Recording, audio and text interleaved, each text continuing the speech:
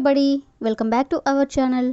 ఈరోజు వీడియోలో మన డైలీ లైఫ్లో మనం ఎక్కువగా యూజ్ చేసే వర్డ్స్ని తీసుకొని దానికి సంబంధించిన కొన్ని ఎగ్జాంపుల్ సెంటెన్సెస్ని ఇంగ్లీష్లో ఎలా చెప్పాలో ఒకసారి చూద్దాం.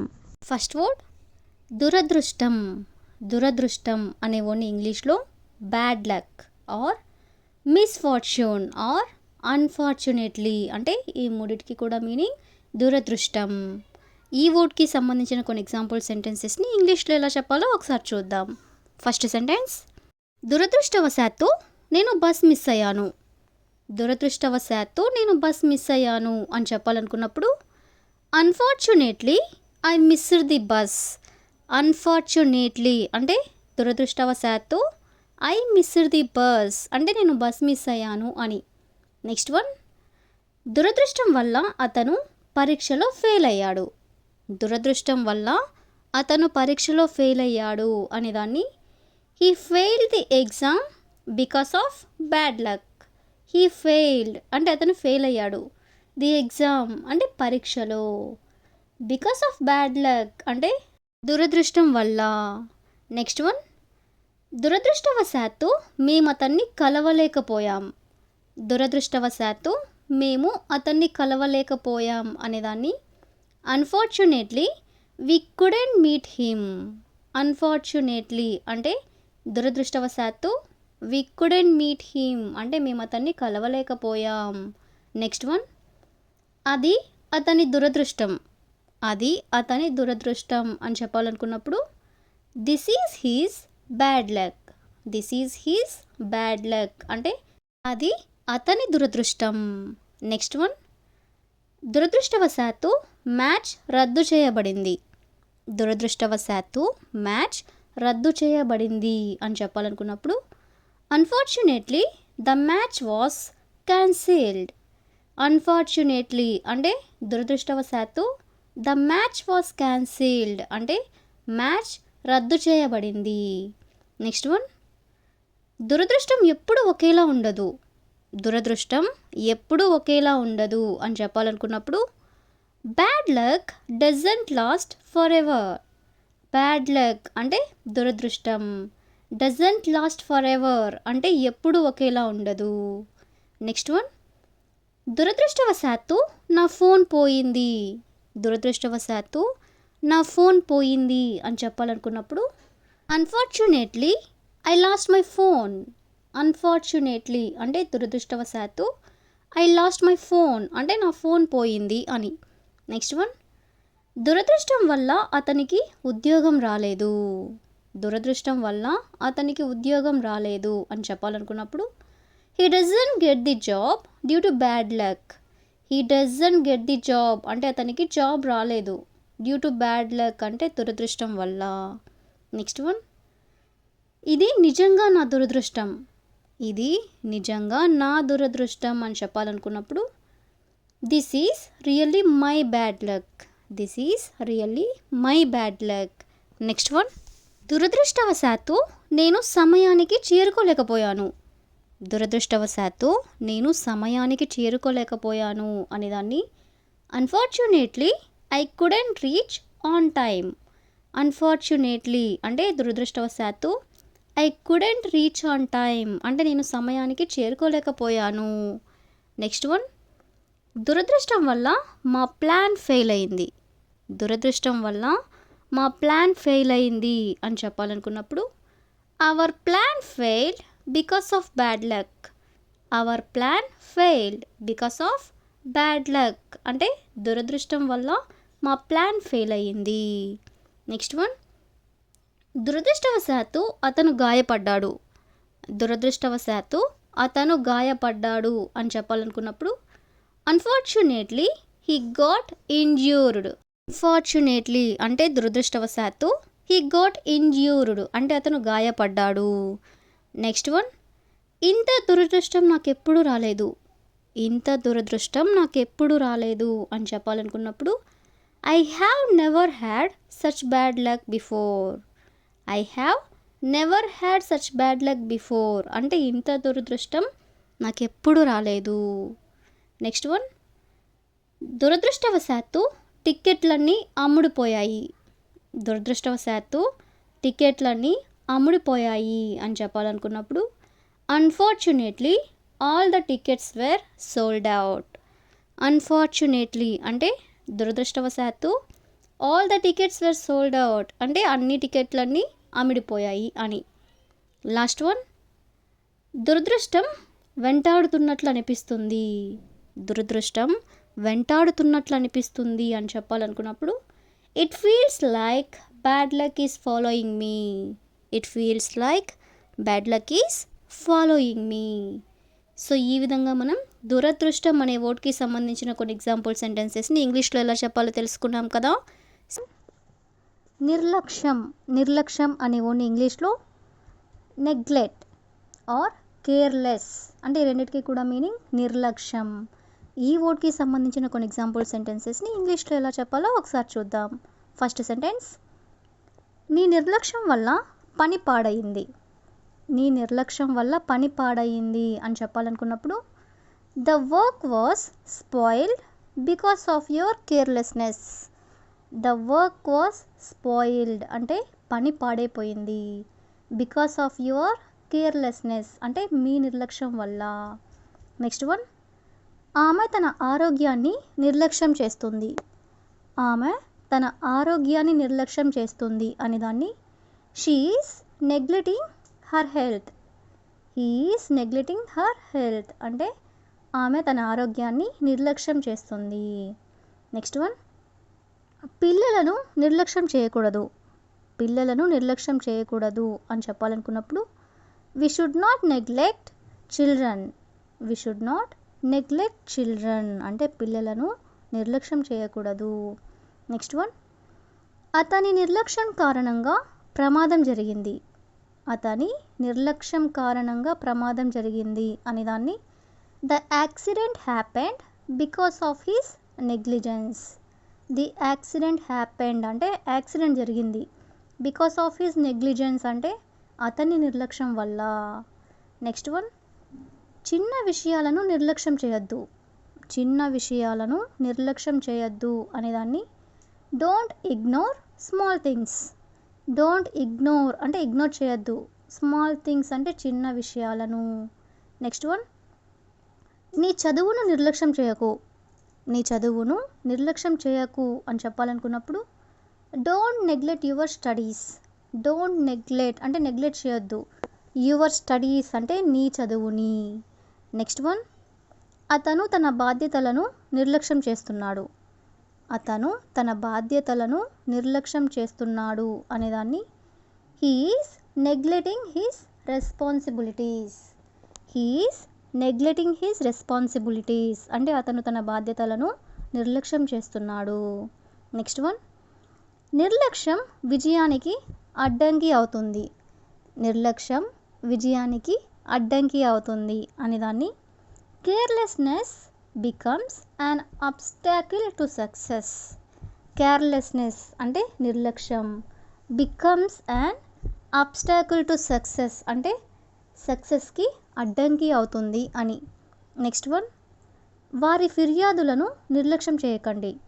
వారి ఫిర్యాదులని అంటే వాళ్ళ కంప్లైంట్స్ని నిర్లక్ష్యం చేయకండి అని చెప్పాలనుకున్నప్పుడు don't ignore their complaints. Don't ignore అంటే ఇగ్నోర్ చేయకండి. దేర్ కంప్లైంట్స్ అంటే వాళ్ళ ఫిర్యాదులను. నెక్స్ట్ వన్, ఆమె చెప్పిన మాటలను నేను నిర్లక్ష్యం చేయలేదు. ఆమె చెప్పిన మాటలను నేను నిర్లక్ష్యం చేయలేదు అనేదాన్ని I don't ignore what she said. I don't ignore అంటే నేను ఇగ్నోర్ చేయలేదు అంటే నిర్లక్ష్యం చేయలేదు. వాట్ షీ సెడ్ అంటే ఆమె చెప్పిన మాటలను. నెక్స్ట్ వన్, నన్ను ఎందుకు నిర్లక్ష్యం చేస్తున్నావు. నన్ను ఎందుకు నిర్లక్ష్యం చేస్తున్నావు అని అడగాలనుకున్నప్పుడు why are you ignoring me. Why are you ignoring me అంటే నన్ను ఎందుకు నిర్లక్ష్యం చేస్తున్నావు. నెక్స్ట్ వన్, అతను నన్ను పూర్తిగా నిర్లక్ష్యం చేశాడు. అతను నన్ను పూర్తిగా నిర్లక్ష్యం చేశాడు అని దాన్ని he completely ignored me. He completely ignored me అంటే అతను నన్ను పూర్తిగా నిర్లక్ష్యం చేశాడు.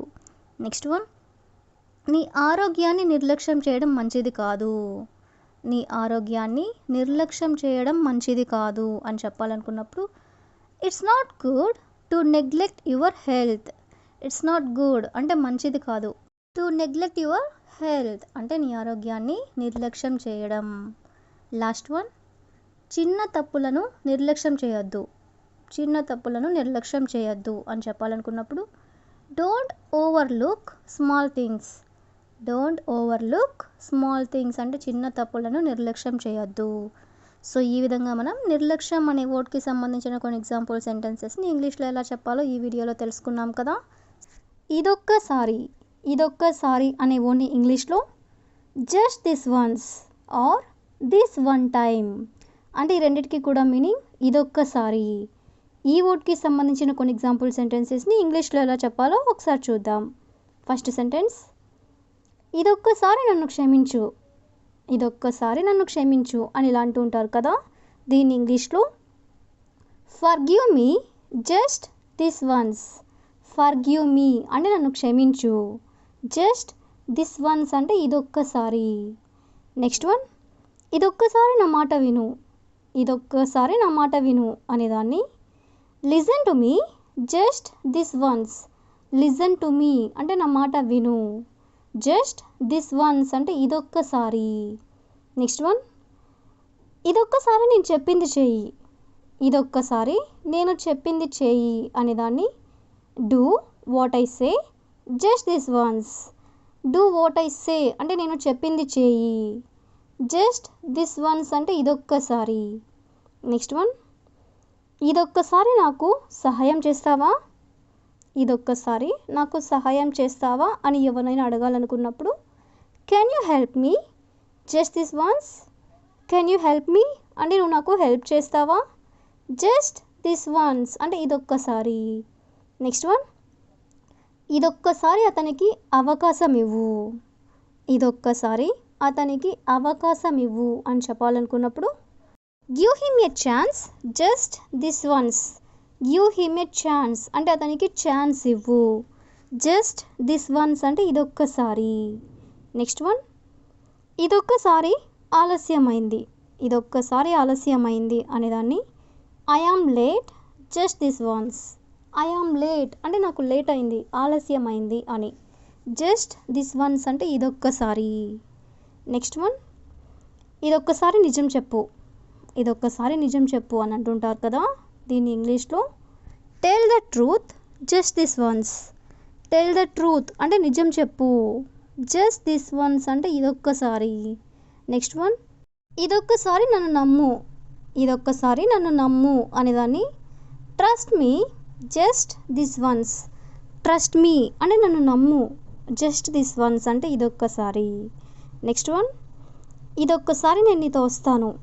ఇదొక్కసారి నేను నీతో వస్తాను అని చెప్పాలనుకున్నప్పుడు I will come with you just this once.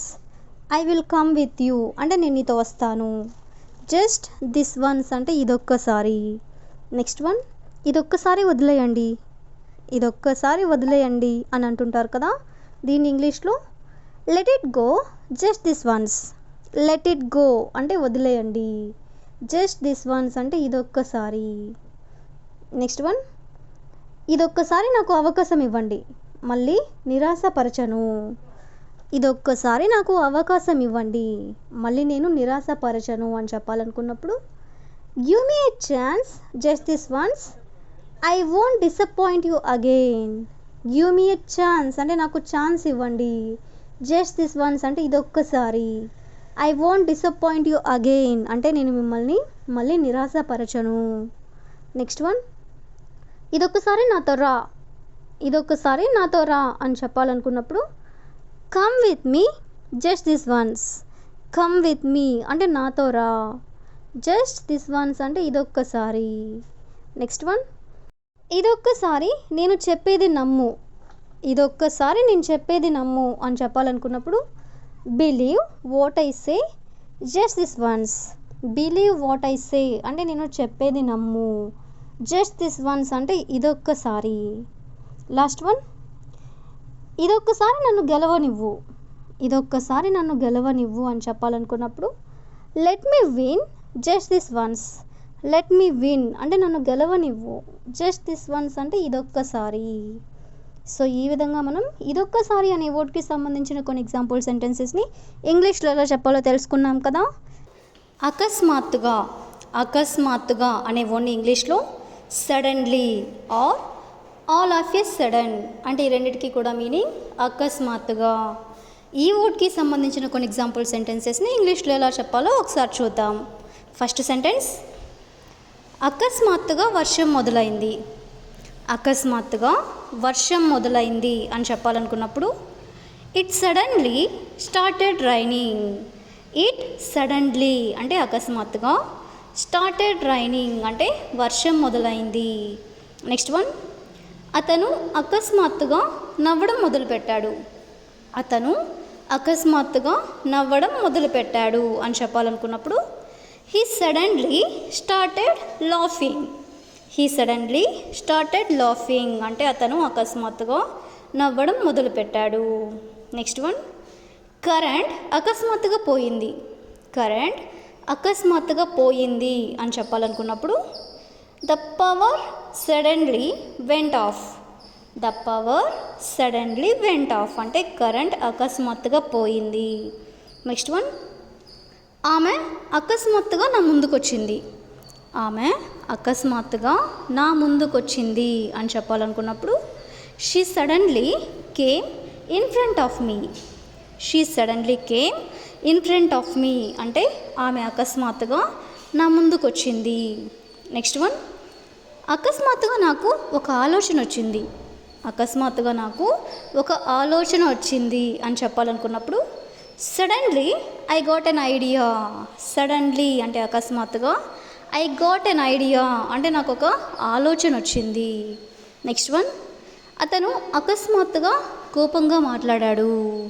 అతను అకస్మాత్తుగా కోపంగా మాట్లాడాడు అని చెప్పాలనుకున్నప్పుడు he suddenly spoke angrily. He suddenly spoke angrily అంటే అతను అకస్మాత్తుగా కోపంగా మాట్లాడాడు. నెక్స్ట్ వన్, మా టీచర్ అకస్మాత్తుగా టెస్ట్ పెట్టారు. మా టీచర్ అకస్మాత్తుగా టెస్ట్ పెట్టారు అని చెప్పాలనుకున్నప్పుడు our teacher suddenly conducted a test. Our teacher అంటే మా టీచర్, సడన్లీ అంటే అకస్మాత్తుగా, కండక్టెడ్ ఏ టెస్ట్ అంటే టెస్ట్ పెట్టారు అని. నెక్స్ట్ వన్, అకస్మాత్తుగా ఫోన్ మోగింది. అకస్మాత్తుగా ఫోన్ మోగింది అని చెప్పాలనుకున్నప్పుడు the phone suddenly rang. The phone suddenly rang అంటే అకస్మాత్తుగా ఫోన్ మోగింది. నెక్స్ట్ వన్, అతను అకస్మాత్తుగా కనిపించకుండా పోయాడు. అతను అకస్మాత్తుగా కనిపించకుండా పోయాడు అని చెప్పాలనుకున్నప్పుడు he suddenly disappeared. He suddenly disappeared అంటే అతను అకస్మాత్తుగా కనిపించకుండా పోయాడు. నెక్స్ట్ వన్, అకస్మాత్తుగా నాకు భయం వేసింది. అకస్మాత్తుగా నాకు భయం వేసింది అని చెప్పాలనుకున్నప్పుడు I suddenly felt scared. I suddenly felt scared అంటే అకస్మాత్తుగా నాకు భయం వేసింది. నెక్స్ట్ వన్, ఆమె అకస్మాత్తుగా ఏడవడం ప్రారంభించింది.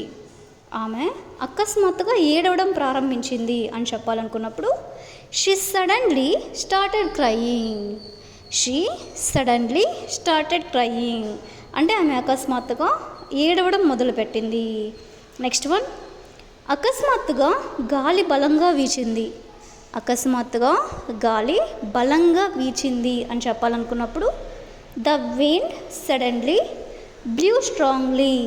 ద విండ్ అంటే గాలి, సడన్లీ అంటే అకస్మాత్తుగా, బ్లూ అంటే వీచింది, స్ట్రాంగ్లీ అంటే బలంగా. నెక్స్ట్ వన్, అతను అకస్మాత్తుగా నన్ను పిలిచాడు. అతను అకస్మాత్తుగా నన్ను పిలిచాడు అనేదాన్ని he suddenly called me. He suddenly called me అంటే అతను నన్ను అకస్మాత్తుగా పిలిచాడు. నెక్స్ట్ వన్, అకస్మాత్తుగా రోడ్డు మీద ట్రాఫిక్ పెరిగింది. అకస్మాత్తుగా రోడ్డు మీద ట్రాఫిక్ పెరిగింది అని చెప్పాలనుకున్నప్పుడు the traffic suddenly increased on the road. Traffic suddenly increased on the road అంటే అకస్మాత్తుగా రోడ్డు మీద ట్రాఫిక్ పెరిగింది. నెక్స్ట్ వన్, అకస్మాత్తుగా అతను నిశ్శబ్దంగా అయ్యాడు. అకస్మాత్తుగా అతను నిశ్శబ్దంగా అయ్యాడు అనేదాన్ని he suddenly became silent. He suddenly became silent అంటే అతను అకస్మాత్తుగా నిశ్శబ్దంగా అయ్యాడు అని. నెక్స్ట్ వన్, అకస్మాత్తుగా నాకు తలనొప్పి వచ్చింది. అకస్మాత్తుగా నాకు తలనొప్పి వచ్చింది అనేదాన్ని I suddenly got a headache. I suddenly got a headache అంటే అకస్మాత్తుగా నాకు తలనొప్పి వచ్చింది. సో ఈ విధంగా మనం అకస్మాత్తుగా అనే వర్డ్కి సంబంధించిన కొన్ని ఎగ్జాంపుల్ సెంటెన్సెస్ని ఇంగ్లీష్లో ఎలా చెప్పాలో తెలుసుకున్నాం కదా. దారుణంగా అనే వర్డ్ని ఇంగ్లీష్లో టెరిబ్లీ ఆర్ హరిబ్లీ ఆర్ సివియర్లీ. ఈ మూడిటికి కూడా మీనింగ్ దారుణంగా. ఈ వర్డ్కి సంబంధించిన కొన్ని ఎగ్జాంపుల్ సెంటెన్సెస్ని ఇంగ్లీష్లో ఎలా చెప్పాలో ఒకసారి చూద్దాం. ఫస్ట్ సెంటెన్స్, అతను దారుణంగా ఓడిపోయాడు. అతను దారుణంగా ఓడిపోయాడు అని చెప్పాలనుకున్నప్పుడు he lost terribly. He lost అంటే అతను ఓడిపోయాడు. టెరిబ్లీ అంటే దారుణంగా. నెక్స్ట్ వన్, ఆమె దారుణంగా ఏడ్చింది. ఆమె దారుణంగా ఏడ్చింది అని చెప్పాలనుకున్నప్పుడు షీ క్రైడ్ హరిబ్లీ. షీ క్రైడ్ అంటే ఆమె ఏడ్చింది. హరిబ్లీ అంటే దారుణంగా. నెక్స్ట్ వన్, నాకు దారుణంగా తలనొప్పి వచ్చింది. నాకు దారుణంగా తలనొప్పి వచ్చింది అని చెప్పాలనుకున్నప్పుడు I got a severe headache. I got a severe headache అంటే నాకు దారుణంగా తలనొప్పి వచ్చింది. నెక్స్ట్ వన్, ఆ ప్రమాదంలో కారు దారుణంగా దెబ్బతింది. ఆ ప్రమాదంలో కారు దారుణంగా దెబ్బతింది అని చెప్పాలనుకున్నప్పుడు the car was badly damaged in the accident. The car was badly damaged in the accident అంటే ఆ ప్రమాదంలో కారు దారుణంగా దెబ్బతింది అని. నెక్స్ట్ వన్, అతను దారుణంగా అలసిపోయాడు. అతను దారుణంగా అలసిపోయాడు అని చెప్పాలనుకున్నప్పుడు he was terribly tired. He was terribly tired అంటే అతను దారుణంగా అలసిపోయాడు. నెక్స్ట్ వన్, ఈరోజు వాతావరణం దారుణంగా ఉంది. ఈరోజు వాతావరణం దారుణంగా ఉంది అనేదాన్ని the weather is terrible today. The weather is terrible today అంటే ఈరోజు వాతావరణం దారుణంగా ఉంది అని. నెక్స్ట్ వన్, వాళ్ళు దారుణంగా ప్రవర్తించారు. వాళ్ళు దారుణంగా ప్రవర్తించారు అని చెప్పాలనుకున్నప్పుడు దే బిహేవ్డ్ హరిబ్లీ. దే బిహేవ్డ్ అంటే వాళ్ళు ప్రవర్తించారు. హరిబ్లీ అంటే దారుణంగా. నెక్స్ట్ వన్, నేను దారుణంగా భయపడ్డాను. నేను దారుణంగా భయపడ్డాను అనేదాన్ని I was terribly scared. I was terribly scared. Next one, ఆ సినిమా దారుణంగా బోరింగ్గా ఉంది.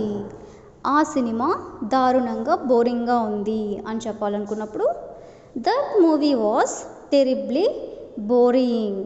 That movie was terribly boring అంటే ఆ సినిమా దారుణంగా బోరింగ్గా ఉంది అని. నెక్స్ట్ వన్, అతని ఆరోగ్యం దారుణంగా పడిపోయింది. అతని ఆరోగ్యం దారుణంగా పడిపోయింది అని చెప్పాలనుకున్నప్పుడు his health became very bad. His health అంటే అతని ఆరోగ్యం. బికేమ్ వెరీ బ్యాడ్ అంటే చాలా దారుణంగా పడిపోయింది అని. నెక్స్ట్ వన్, మ్యాచ్లో మా టీం దారుణంగా ఆడింది. మ్యాచ్లో మా టీం దారుణంగా ఆడింది అని చెప్పాలనుకున్నప్పుడు our team played very badly in the match. Our team అంటే మా టీం. ప్లేడ్ అంటే ఆడింది. వెరీ బ్యాడ్లీ అంటే చాలా దారుణంగా. ఇన్ ది మ్యాచ్ అంటే మ్యాచ్లో. నెక్స్ట్ వన్, అతను దారుణంగా గాయపడ్డాడు. అతను దారుణంగా గాయపడ్డాడు అని చెప్పాలనుకున్నప్పుడు he was severely injured. He was severely injured అంటే అతను దారుణంగా గాయపడ్డాడు. నెక్స్ట్ వన్, పరిస్థితి దారుణంగా మారింది. పరిస్థితి దారుణంగా మారింది అని చెప్పాలనుకున్నప్పుడు the situation became terrible. The situation అంటే పరిస్థితి. బికేమ్ టెరిబుల్ అంటే దారుణంగా మారింది అని. నెక్స్ట్ వన్, అతను పరీక్షలో దారుణంగా ఫెయిల్ అయ్యాడు. అతను పరీక్షలో దారుణంగా ఫెయిల్ అయ్యాడు అని చెప్పాలనుకున్నప్పుడు he failed badly in the exam. He failed అంటే అతను ఫెయిల్ అయ్యాడు. బ్యాడ్లీ అంటే దారుణంగా. ఇన్ ది ఎగ్జామ్ అంటే పరీక్షలో. నెక్స్ట్ వన్, ఆమె దారుణంగా నిర్లక్ష్యం చేసింది. ఆమె దారుణంగా నిర్లక్ష్యం చేసింది అని చెప్పాలనుకున్నప్పుడు she behaved very carelessly. She behaved అంటే ఆమె బిహేవ్ చేసింది. వెరీ కేర్లెస్లీ అంటే నిర్లక్ష్యం చేసింది అని. నెక్స్ట్ వన్, అతను దారుణంగా అరిచాడు. అతను దారుణంగా అరిచాడు అని చెప్పాలనుకున్నప్పుడు he shouted terribly. He shouted అంటే అతను అరిచాడు. టెరిబ్లీ అంటే దారుణంగా. నెక్స్ట్ వన్, వాళ్ళు దారుణంగా మోసం చేశారు. వాళ్ళు దారుణంగా మోసం చేశారు అని చెప్పాలనుకున్నప్పుడు they cheated badly. They cheated badly అంటే వాళ్ళు దారుణంగా మోసం చేశారు.